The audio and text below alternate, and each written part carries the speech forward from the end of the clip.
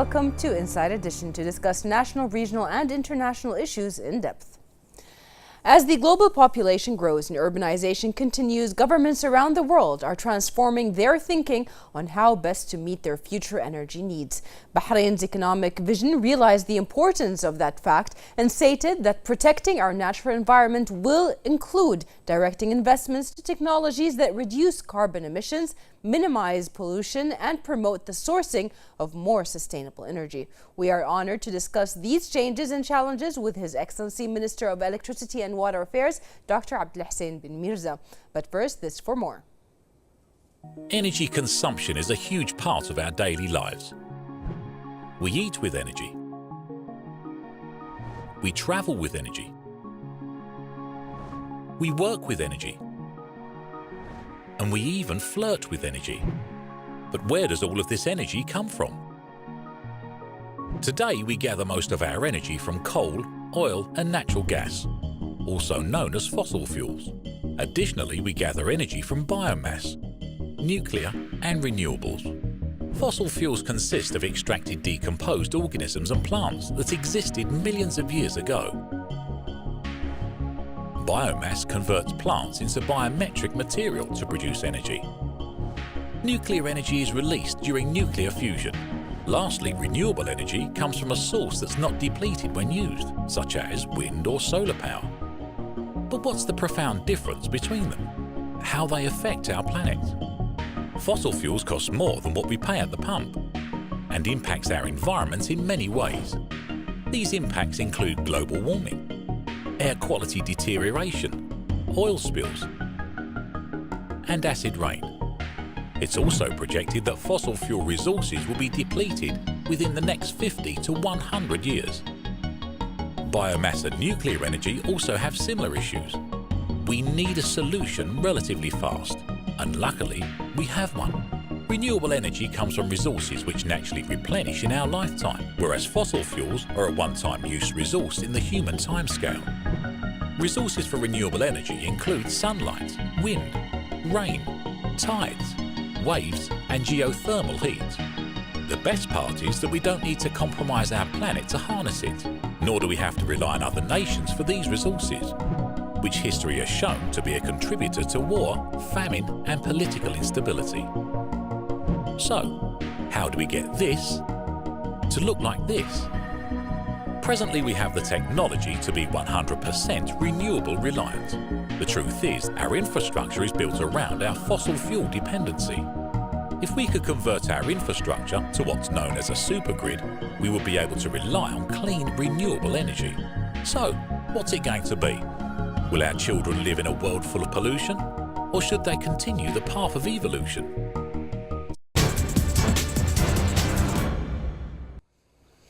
Welcome back to the studio, and joining us is Dr. Abdulhassan bin Mirza. Thank you very much for being with us and answering some of our questions today. Doctor, in a contemporary technological society, energy significantly affects most of our lives and most of the things that we do in our life. And it plays an integral part in who we are and what we do. What is the importance of the transition to sustainable energy now?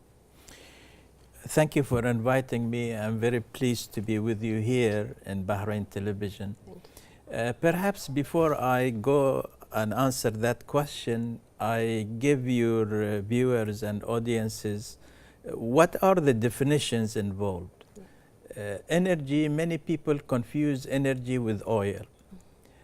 Oil and gas are called fossil fuel energy, and they are part of the energy. Then there is the alternative energy, alternative to fossil fuel. That alternative energy then is divided into two parts. One of them is renewable, one of them is not renewable. For example, nuclear is not renewable, whilst solar and wind are renewable because they renew themselves continuously over billions of years. So in the case of transformation, many people ask that this region, like the Gulf area, the Arabian Gulf, have plenty of oil and gas. So why do we need to go and transition to sustainable energy. Yeah. For example, our neighbor, the Kingdom of Saudi Arabia, has one of the largest oil reserves in the world. True. But you hear them announce that they want now to go big into solar and renewable energy. Right. The reason is, as I think in the old days, one of the, I think Dr. Ahmed Zaki Yamani said, the Stone Age did not went out because we ran out of stones, but because new technology came. The same thing now with renewable energy. The cost of renewable energy has really dropped by about 80% in the last few years. Awesome. Also, it is now there is lots of pressure by different organizations realizing that there is climate change and the impact that it has on nations and the population in the future. So these pressure groups on environment ask that we should restrain the pollution, the CO2 pollution in the air. That's why, for example, the Paris COP, climate change, Yes. Everybody signed to it that they will commit themselves to reducing the emissions by certain percentage throughout the year. Yes. The one way of doing that is to use renewable energy, because solar and wind are absolutely clean, 100%. And the more you use them, the more the air will not be affected. Because if you continue now with fossil fuel and other fuels, what will happen in the future? Slowly, the environment will get polluted. And one day, our grandchildren will be wearing masks, like it happens in certain countries, in certain towns in China. Yeah. So that's why it is important now for countries to move and transform to the renewable energy. Yes. The other factor is that because if you look at how the global scene is changing, countries like the Denmark and other European countries have declared that by 2050 they will ban the use of fossil fuel, which Yes. is oil and gas, and Yeah. in their case coal. And certain countries like Britain and France have said that by 2040, now they have brought it to 2030, they will ban the use of petrol and diesel in cars, which are Yes. fossil fuel. That means there is a transition overall. And what is more interesting, that some of the major reinsurance companies which insure the huge assets of the energy sector, like Allianz, for Yes. example, they have said by 2050 they will not insure the fossil fuel-based assets. Okay. So that means countries have to plan now for the future and move to clean energy and take advantage of the fact that the technology has improved so much in the renewable energy area that the cost of renewable now is competitive with the traditional conventional cost. Yes. And this, of course, is another incentive for countries to go into this. Yes. Now, for us in Bahrain, for example, the government of Bahrain are going also through this transformation, and the government, the cabinet approved the establishment of a center for renewable energy and energy efficiency. Yes. We called it initially SEU, Sustainable Energy Unit. It reports directly to the Minister of Electricity and Water, and its mandate is to two things. One is to encourage the use and investment in renewable energy in Bahrain. Two, to improve the efficiency of what we have in terms of energy. And the Sustainable Energy Unit, we signed an agreement with UNDP, United Nations Development Program, so that they provide us with expertise and bases the expertise, knowledge, and the knowledge of our own people in SEU. We have met with all the ministries and authorities in Bahrain. Yes. And basis these findings, we have prepared 2 national documents. Okay. One of them is called National Energy Efficiency Action Plan, NEAP, and one of them is called National Renewable Energy Action Plan. These 2 documents have been prepared scientifically, in other words, looking at what actually is happening in the various ministries, what are the possibilities, what are the new technologies. Yes. And each one of them is about 70 pages. Wow. And we presented this to the cabinet, and the cabinet has approved the National Renewable Energy Action Plan and National Energy Efficiency Action Plan. Each one of these contains what we need to do in Bahrain to achieve the national targets, which the cabinet has approved now. Yes. The national targets, which were initially recommended by SEU, is that by the year 2025, we will have 5% renewable in our energy mix. Okay. Currently, it is 100% fossil fuel, Yes. 100% natural gas, basically.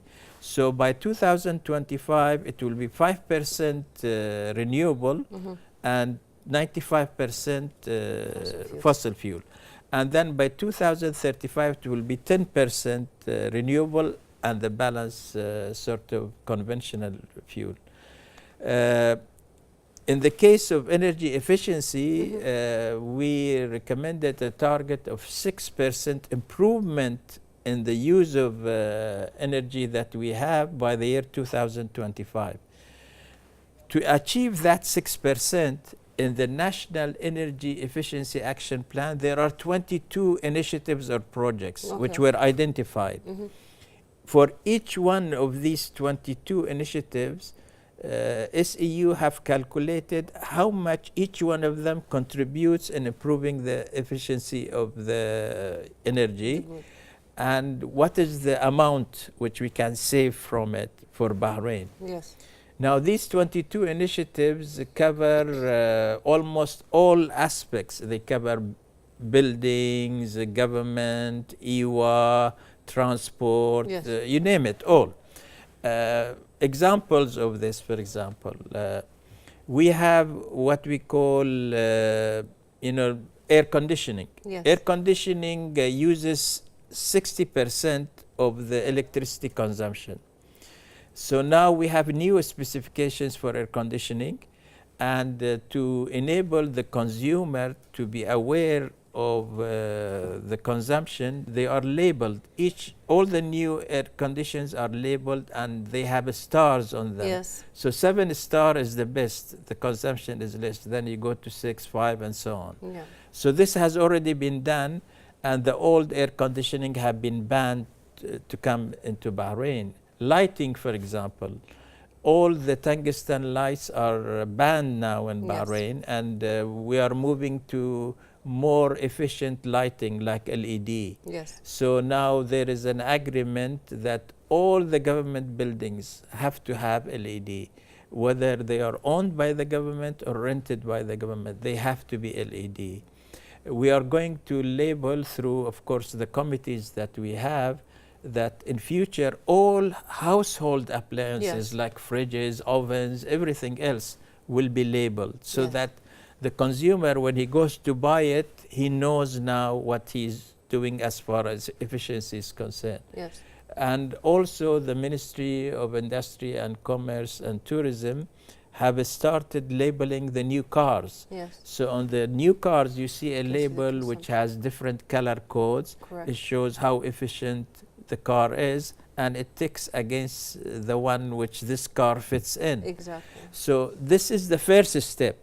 The next step in the car and mobility side is to go to hybrid and electric cars. Yes. The electric cars, of course, now is taking off in most parts of the world, and they are basically going to allow the roads to be free of pollution Yes, in which the is future. a big step to Yeah. be done, especially in an island like Bahrain. Right. And I think there was even a trial a few years ago where they did introduce a hybrid car, but it didn't take off as well as everybody thought it would. But awareness is the key word here, isn't it?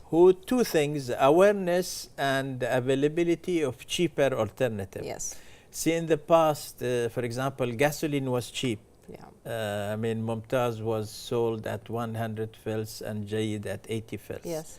And what was happening, people said, why should we bother with hybrid when we have cheap fuel? Exactly. Now, of course, with the changes in the subsidies, the price of gasoline has gone up. Correct. And strangely enough, when the price of gasoline went up, there were two prices. There was a price higher up for Mumtaz and price for Jayid. Yeah. So people, because it affects their pocket, they changed. For example, before increase in prices of the gasoline, people had 60%, they fill in their cars Mumtaz, 40% Jayid, because it was cheap. Yeah.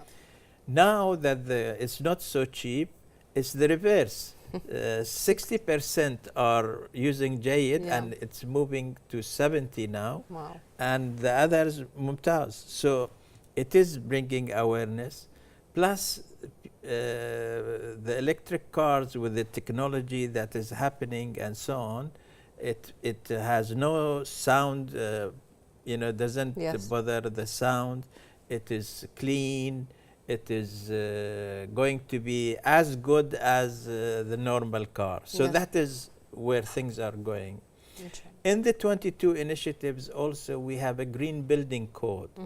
Green building code is, for example, this will be handled by the Ministry of Works and Municipalities and Urban Planning with the help of SEU and, of course, the Office of the First Deputy Prime Minister. We have prepared the draft document of Green Building Code, and hopefully the first draft will be out December in 2 months' time. What does this contain? There are mandatory standards when you want to build a house. In other words, when anybody wants to go and take a work permit to build the house, he must comply with certain mandatory requirements. Yes. For example, insulation. Yeah. Insulation specifications will be in the Green Building Code as well. And basically, we are making it better specifications, and this will come into effect 1st of March 2019. Better, you mean safer for the environment, safer for the people living there, and better provision of service to the person there. What it means is that when you have better solution, the heat doesn't penetrate into the room. Yes. So therefore, you don't have to, because it is how much the heat or the outside pressure penetrates into the room. So the more strict you are, the more you have protection. So for example, if we look at it in a simplified way, if there was no insulation, if the electricity goes off and you have air conditioning, in few minutes you feel the heat. Yes. But if you have insulation, if the electricity goes off, you can have it maybe for 1 hour, 2 hours, still cool, because you're not allowing the heat to come in. Perfect. Plus, of course, the Green Building Code will have regulations on the specification for water, how to best utilize the water. And there are also voluntary things in it, like, for example, using different, like solar and so on in the house. And basis these two combined, the mandatory and the voluntary, then the building will be labeled. Yes. How good it is. So if somebody wants to buy a house, he will know now that this house will save him in consumption 30 to 40 or whatever is the labeling of the house is. Yes. So this is being worked on. Your Excellency, at this point, I just want to say EWA is actually providing support and help to people who do want to buy right now, accommodate this green zone and green energy within their houses if they're building them or so on. Is that correct? Well, EWA, of course, helps in this process. For example, we are also now going into smart meters. Yes. So all the new projects are smart meters. The smart meters are provided by EWA. And we have more than 300,000 old meters which need to be replaced by smart meters. So we have a program to replace them. And if somebody wants to replace his old because he wants to use now solar energy, he can go to EWA and they will change it to him to smart meters. Well, the advantage of smart meters, it has many advantages. First of all, there is no need for somebody physically to go and visit the house to read the meter. And therefore, there is no need in case that doesn't happen to have an estimate. Because now, the reading automatically is generated and it's available in the head office or the center that controls this. So you can read it from remote. The second advantage, the smart meter allows net metering. And this is another thing which we have done and it was approved and it's implemented from 1st of January 2018. Net metering means, for example, any person, whether he is a householder or whether he is a business, let's take a householder. And Mr. X, he wants to put solar in his house. So he goes and through a qualified contractor, they install solars in his house. The electricity that he generates from his solar system, he can consume in his house. And EWA will not bill him for it because now he's using different source. In the winter, when he has surplus, because he doesn't use the air conditioning and so on, of this electricity which he generated from solar, he can return it to the national grid, which is operated by EWA, and get a credit. So this way, the householder can have solar and also have it economically viable. Okay. So now the other advantage of a smart meter is this, that it allows the householder and EWA to read the same through the same meter. He says how much I charge you, that one says how much I charge you. That's why it's called net meter. Now these 22 initiatives, like I said, for each one of them we have calculation how much energy in quantity wise it saves and how much value the government will save from it. So that is National Energy Efficiency Action Plan, and I can go and all that. I had a chart. I don't know whether people can show it. The chart did go online. Yeah. But also at this point, we also want to mention when it comes to elaborating on what fossil fuel is and green energy is. Fossil fuel was the thing of the century at the time when it came out. It helped move locomotives, it helped move cars, it helped people go from one place to another quickly and fast and efficiently. But like everything, there's also side effects of that. And climate change is a very big side effect of fossil fuel emission and the gases that are emitted from them. And now clean energy, going back to the roots, is basically the solution to it. How is Bahrain when it comes to accepting different sources of energy? How do you feel the acceptance from the society will be? Is it going to be a fast integration of the new energy? Well, anything new, of course, generally people hesitate to use. So initially, the first pilot project we did was in 2012. We installed 5 megawatt of solar energy in the town of Awali.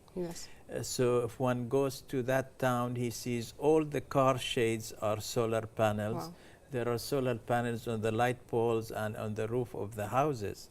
Now that was 5 megawatt. At that time there was some hesitation and some resistance because they said this is new, why do we need this? Will it integrate with what we have now and this? That was done and it has proven that it works and it works well.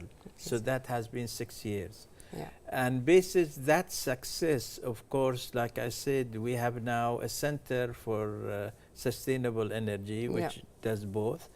Plus, we have been sort of pushing for policies to encourage the use of renewable. Yes.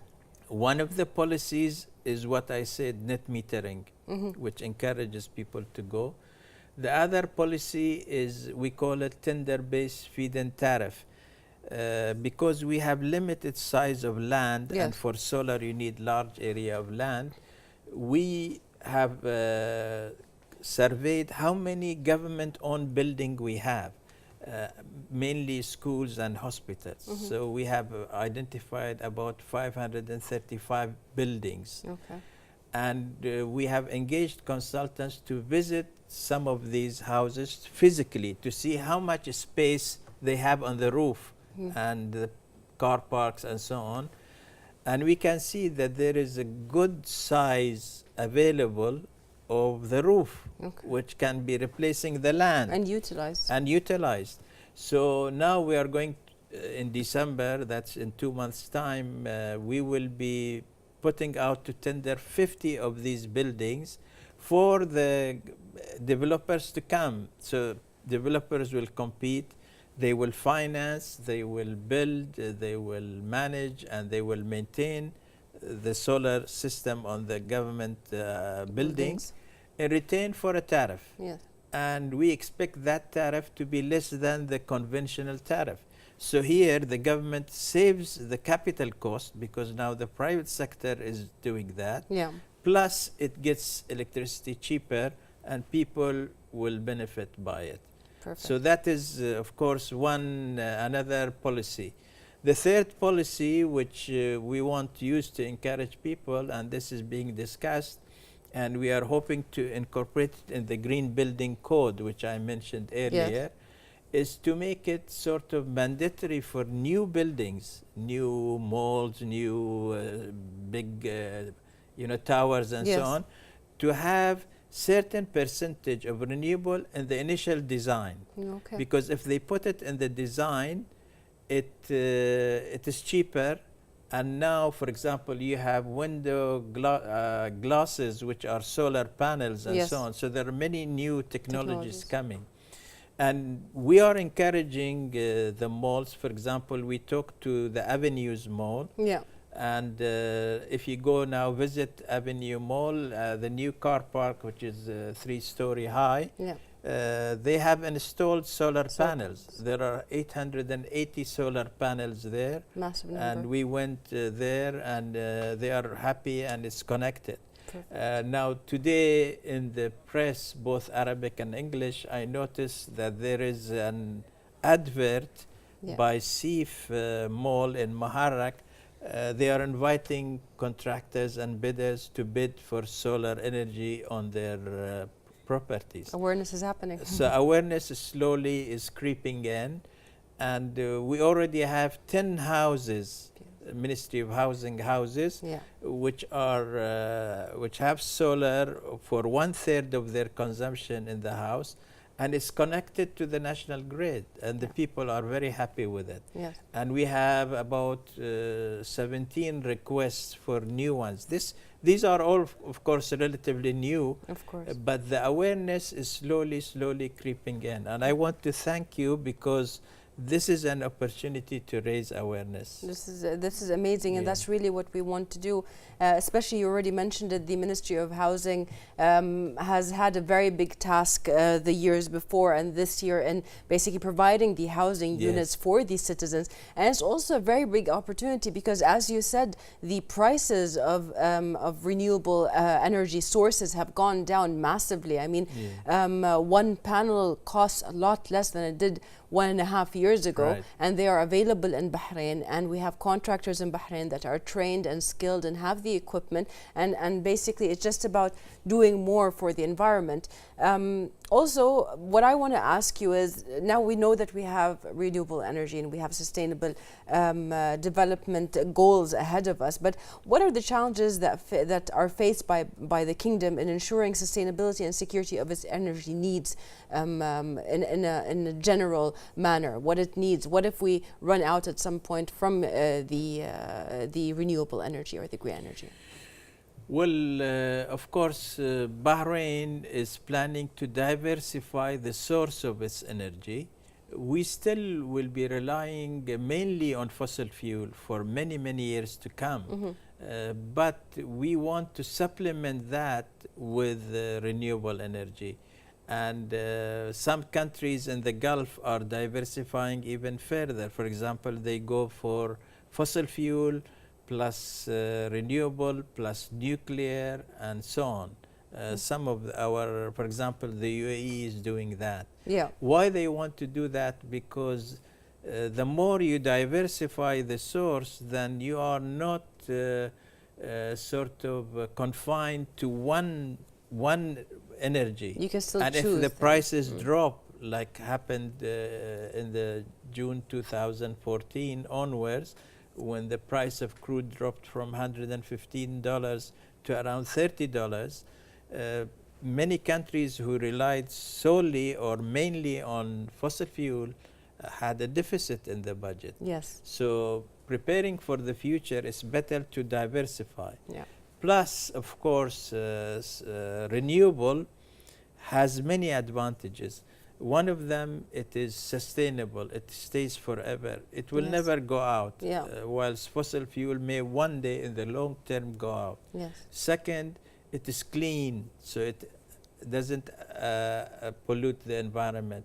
Third, it provides new job opportunities, because this is a new type of skills, and we have done 2 training sessions for people, and they are very keen to join. Young boys and girls, even girls are coming and training for solar installations. And there are many new businesses are coming up in the solar energy side in Bahrain.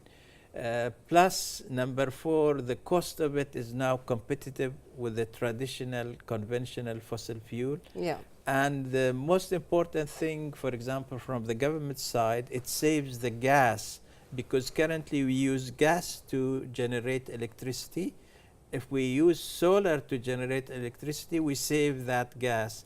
And that gas is a strategic resource that the government can keep for future generations, or use it in the strategic projects like expansion of major industries like Alba, Babco, GPIC, and so on. Exactly.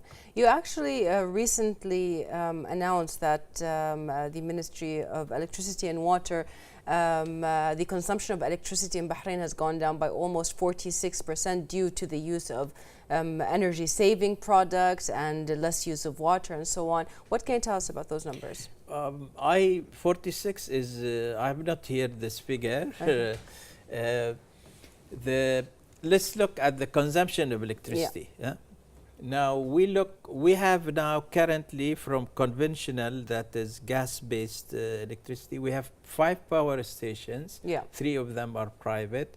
The capacity available from these 5 is 3,920 megawatts. Okay.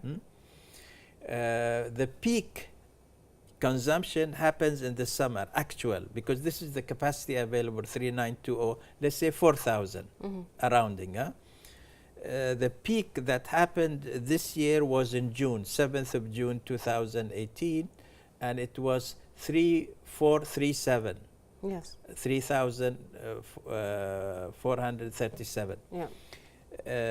This, of course, means that we have used less than our capacity. So we have enough capacity for a few years to come, because each year there is increase. Yeah.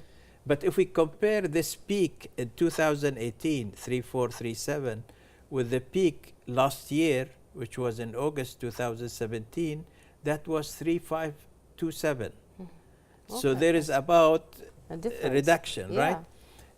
this reduction, of course, when we were planning for this year, we thought that there will be increase because there are more population, there is more estates, there are more properties. Yes, of course. And that shows that there is an awareness of conservation now in Bahrain. We hope this is one factor. Hopefully. The other factor is that with the change in tariff, people become more conscious to make sure that they can do the same thing with less. And this is, for example, this is what we call improving the efficiency of what you have. Yes. And people are going to that. And EWA has a department for conservation, yes. and they issue awareness campaigns. And the second goal of SEU is to bring about this awareness about the need to conserve energy. Yes. Because conserving energy means you don't have to spend capital too much, but you will save a large quantity of that energy, yes. which means you can sustain it longer time. Well, you've talked to us a little bit about how the government already exerts tremendous efforts to support the issues of sustainability. But can you tell us more about you mentioned the Ministry of Municipalities, you mentioned the Housing Ministry. Can you mention a little bit more about the government's efforts in this side? Okay. Now, the Cabinet, when they approved the National Energy Efficiency Action Plan and National Renewable Action Plan, also approved the formation of a committee made up of different ministries. Yes. Senior people from different ministries who are concerned with energy efficiency and renewable energy. And they said this committee should be chaired by the Minister of Electricity and Water. Yes. We call it in Implementation and Follow-up Committee, IFC. Yeah. This committee has 14 members. The members are from the First Deputy Prime Minister's Office, from Ministry of Finance, from Ministry of Transport, Ministry of Works, Ministry of Housing, Environment, Economic Development Board. And we meet to ensure that we implement what are in these two plans. So the yes. government effort is coordinated. And I report regularly to the Cabinet and to the Coordination Committee, which is headed by His Highness the Crown Prince, the progress that we make on these implementation of the 22 initiatives and the renewable energy initiatives. For example, one of the renewable energy projects, which His Highness the Crown Prince asked that should be done, is to have a 100 megawatt solar farm. Okay. So that project, we have tendered it out, and we have received the bids, and a land has been allocated for it. It's a landfill in Askar, and the final bids we will receive by 7th of November. Okay, pretty soon. Pretty soon. Yeah. And the bids that we receive, we will find out how much cheaper it is or not compared with the conventional. But the statistics show, and we follow this closely, I follow this closely because I go to the various conferences and the articles that are issued. Yeah. The lowest price per kilowatt hour, this is was bid, was in Saudi Arabia recently for Sakaka project, and it was 9 fils, our currency, 9 fils. Now, 9 fils is the cost of the production of for 300 megawatt project. Yes, that's huge. Let's compare that with the conventional cost. Our conventional cost in the invoice is 29 fils per kilowatt hour, but that includes transmission and distribution, which is 7 fils. So if we remove the 7 fils deducted from the 29, we get 22 fils. Yeah. Now, this bid was 9 fils, So 9 fills is cheaper than, of course, 22. 22. But of course, the 9 fills is for a larger project. So that shows you that it is going to be competitive in future. And we hope that with the bids we receive for the 100 megawatt, we will be in a better position to know exactly how much it will cost. Yes. Well, that's the next question I want to ask you about. Now, the bids are coming from companies within Bahrain, but are there any international cooperations when it comes to this field? Well, normally, of course, there is international. There are companies which are made up of consortiums. They are local and international and regional. And these companies bid for projects in Bahrain, and the renewable, now we have Adur 2, which is our private conventional power station. In the case of renewable, for example, the bids that come in is made up of local, regional, and international. Yeah.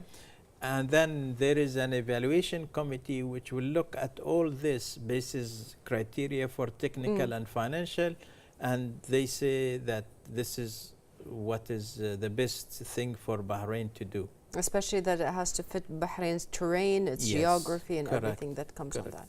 Well, Bahrain has launched a number of projects and initiatives in the field of sustainable energy. Can you tell us a little bit about them? Okay, let's go first on the Bahrain. On 1st of January 2017, the first solar assembly factory in Bahrain happened. Yeah. That's called Solar One, and we integrated it, and they tell me they are doing very well. They produce about 60,000 solar panels a year. They want now to increase it to 90,000. Okay. Then we have a pilot project which we did in Awali, 5 megawatt. Tatweer Petroleum, we did a 1 megawatt pilot project. They want to increase it to 5. And now EWA has a project which is 3 megawatt solar, 2 megawatt wind. And the first 2 wind turbines have already been installed near Adur power plant. Yes. So if you are going to over King Hamad highway to Adur, you see it on the left-hand side. Okay. In addition to this, for example, all the private companies are all thinking of solar. And we have spoken to the Minister of Justice and the Awqaf, and the Matams and Masjids now are going for solar. Yes. So we have integrated one solar project, and there are 620 Matams. All of them want to have solar. And all of them are working almost year round. So yes. Yeah. We have asked a Danish company to prepare for us a wind atlas. Yeah. Which shows where are the wind available enough in Bahrain to install solar turbines to generate renewable energy. Depending on the currents. Yes. And already now we have lots of interest in this. Beautiful, beautiful. How do you value such cooperations with international companies? Very good, actually. We have met with all types of nationalities because everybody is going that way. Yes. You know, for example, sometimes we have Japanese, Chinese, British, French, Spanish, Hungarian, American, you name it. So everybody is, because this is a new area and it is expanding. The rate of growth in renewable is much faster than any other rate. Yes. Are the sources of clean energy also as diverse?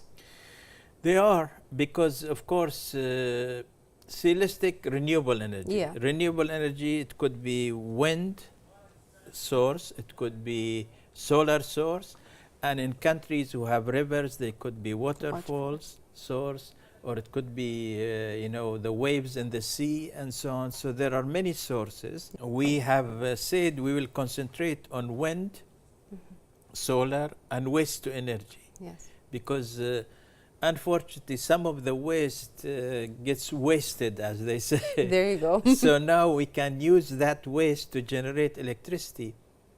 So first of all, you protect the environment. Yes. Also, you have electricity or power or energy. And that already there is one project which Ministry of Works, Municipalities and Urban Planning with the help of SEU are in the process of finalizing to convert the sludge which is produced from Tubli Bay Yeah. to energy. Yeah. Because that sludge then we don't need to get rid of it. You can convert it to energy. Yeah. Well, Dr. Mirza, we are going to take a short break, and after that we're going to talk about how the society and the community can do more to save energy and provide green energy in Bahrain.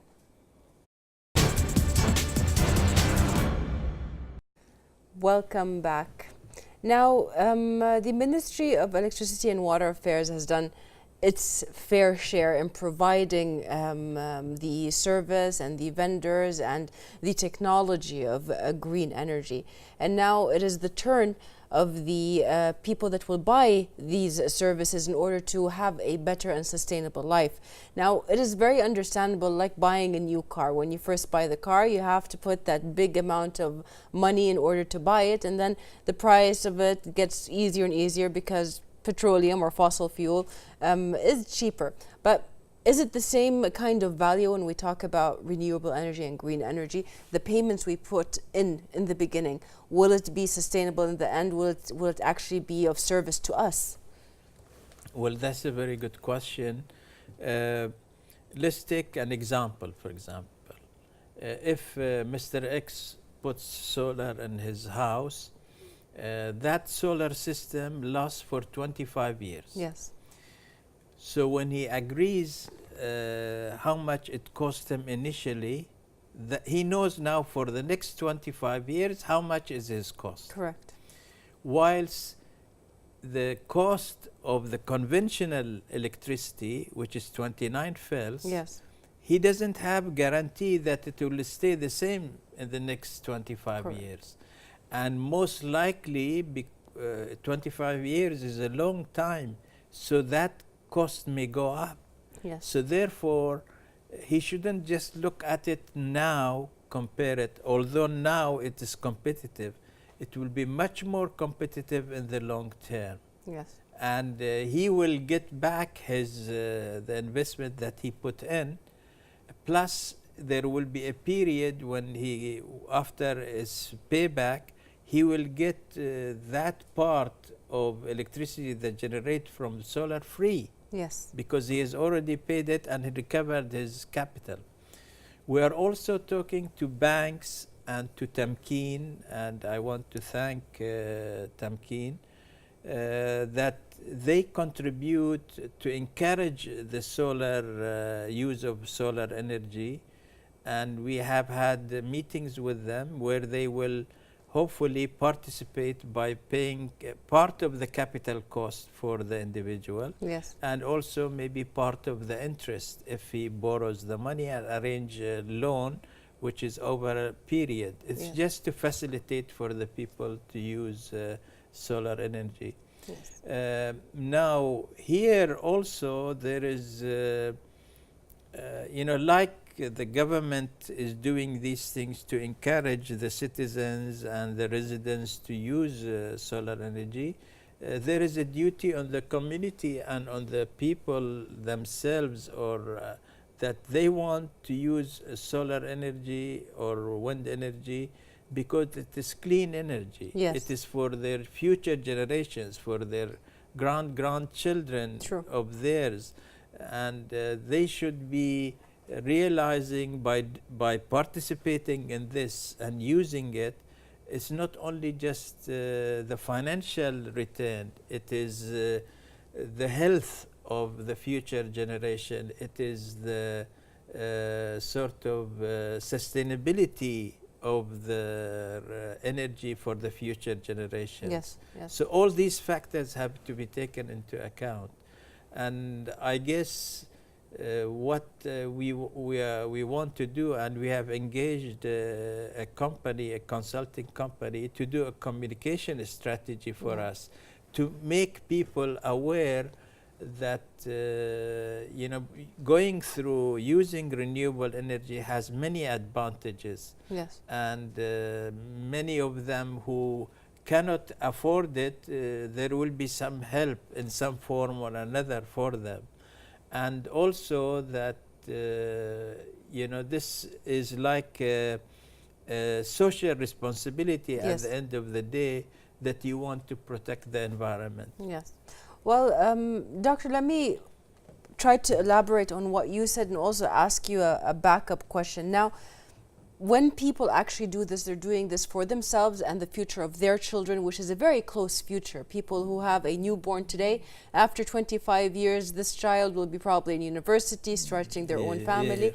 They're providing this child with a good future. At the same time, also, these costs that are coming upon us from fossil fuels are going to get immensely high, because fossil fuel is a materialistic kind of it's a material. It will end up finishing at some point of time, whether it's after 50 or after 500 years, it doesn't matter. People are existing and they're living on, and this is something that they will not be able to live on for the rest of their lives.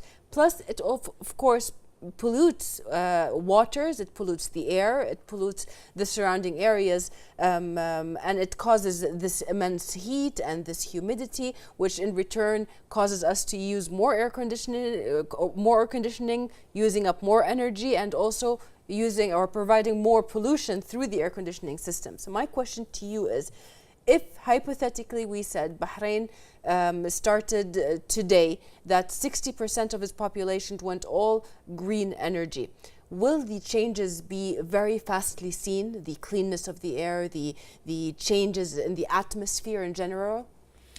It will be seen, maybe not immediately, but over a period. But I like to go back to your question about fossil fuel. I don't want, because I was Minister of Energy and I was in charge of fossil. It's still a good fuel, I understand. I have spent all my life in the oil industry. Yeah. Fossil fuel has its advantages, and they are working on making it cleaner. Yes. Because they realize renewable is coming and it's clean, so they are working on that. And fossil fuel will be still required for a long time to come.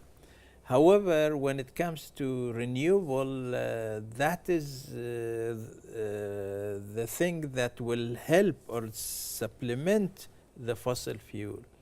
The countries who want to go completely out, you can see, have planned by the year 2050, which is many years from now. Yes. However, between now and then, the technology changes, and renewable also technology changes. For example, now to put 1 megawatt of solar energy, you need 15,000 square meters of land. Yes. But in 5 to 10 years, my guess is it will be like the iPhone. Yeah. The telephone was like a block before. Now it's a small one, has more information, better information, faster information. Exactly. So that will Technology happen. will change. So it means that you will require less space of land in future. So technology is moving very fast. And I guess we have to not think making decision today, but think what could happen in the future. Yes. Well, Dr. Abdulhassan, we've almost gotten to the end of our show, but at the end, I would like to hear from you. What can people do today? How can we make them more aware, and what can they do from now in order to make this green energy a more successful thing in Bahrain? First of all, let's look at the efficiency side. I think every house, every father and mother should encourage their children from when they are young how to save water, how to save electricity. For example, they show them that if you are not in the room, put the lights off. Yes. If you are washing your teeth, don't let the water run all the time. Yes. Things like this, which means you are now bringing a new culture, a culture that says, I can save the resources and sustain it more and still get the same service. Yes. And this is something which I think the fathers and mothers and the family can do and bring up their children that way. That is one side. Of course, the schools have to do that as well to show people, and the Electricity and Water Authority, the Conservation Department visit the schools to tell the children what we, that conservation is good, it makes it green in the future and so on. In addition to all this, people like to remember the good old days when life was clean, there were many trees, there was greenery. If you talk to people in Bahrain, for example, the Budaya Road was full of trees and things like this. So that needs to be revived somehow.